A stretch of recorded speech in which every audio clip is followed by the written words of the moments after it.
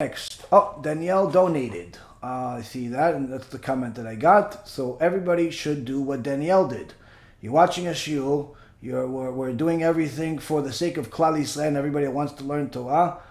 I hope that everybody learns from Danielle and also donates, because again, all of this stuff is important, but each one of us needs to not only continue what we're doing as far as the learning and the chesed and everything else, but we all need to also earn more merits.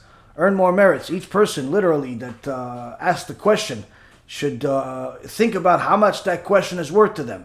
If you ask the question that makes the difference between you getting married or not getting married, that question, if you went to a lawyer, would cost thousands.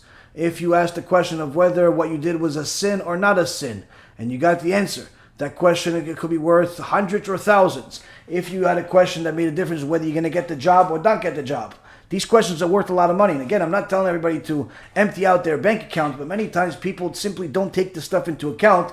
And, they think, oh, I'll come, I'll read the book, I'll watch a shiur, and I'll donate chai. I'll donate $18, and that's a mitzvah. Yeah, it's a mitzvah if that's all you have. But if a person has $18,000 and he only gives $18, or he has $180,000, he gives $18, that also is in the same line of the Bitul Torah conversation we just had a few moments ago. A person needs to make sure that they donate sufficiently based on their benefit, and not just donate sufficiently based on their whereabouts. And what I mean by that is that many times people donate the bulk of the money that they donate, if they donate at all, they donate to the places that are local to them. Their local synagogue or their local Jewish center and so on. They'll donate thousands or more to that place, even though their greatest benefit that they're getting is coming from somewhere else. For example, if, let's say, you are learning from me, or you're learning from somebody else online, the bulk of your Torah is coming from a different source, then the reality is you're supposed to invest your money, the biggest amount of your money, into that source, because that's the place that is helping you go to Olam Haba. But many times people don't think that way. They figure, listen, since I live here, and since people will know that I contributed to the synagogue and Boran Aliyah, that's where I should do it. And that's the wrong approach. It's the wrong way to do things. A person needs to make sure that they invest their spiritual dollars, their real dollars, into their biggest spiritual benefit, and not necessarily to their biggest social benefit. It's important for a person to take all of this stuff into account, because again, these types of details also go into the precise measure of what kind of decree a person gets from Shamayim, what kind of judgment a person gets from Shamayim during this time of the year.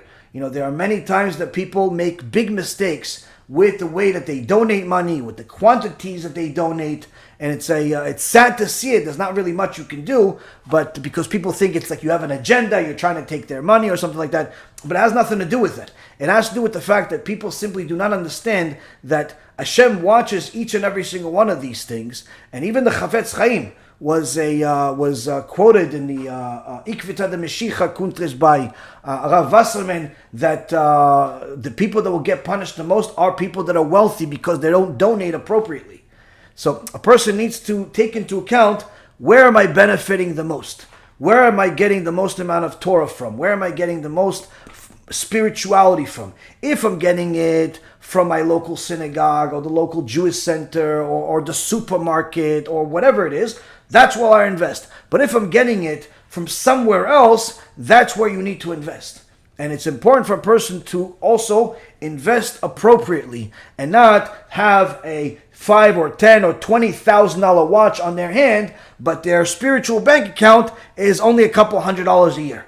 It's, again, a person needs to account for all of these things, specifically during this time of the year, because many times people come to me during the year and they ask me, I don't understand, I did good, I'm keeping this, I'm keeping that, but Hashem is still giving me a hard time, I still this. And many times it's because of these lack of paying attention to the details of the good acts that they're doing. It's not just enough to avoid the bad acts, but it's also paying attention to the quality of the good acts, because many times the good acts are not as good as people think that they are.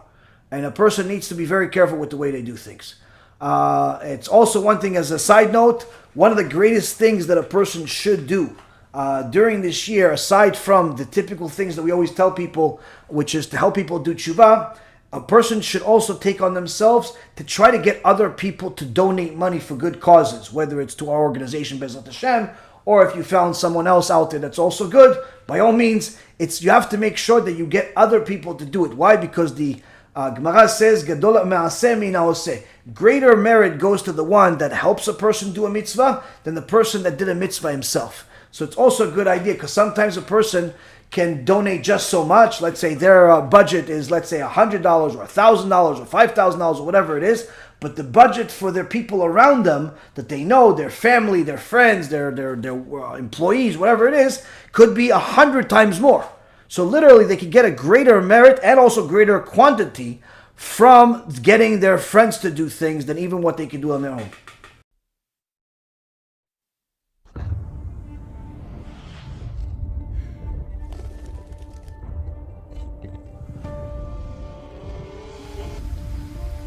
To buy off, the bottom line is that these two companies have a huge opportunity. There are only two companies in an entire sector.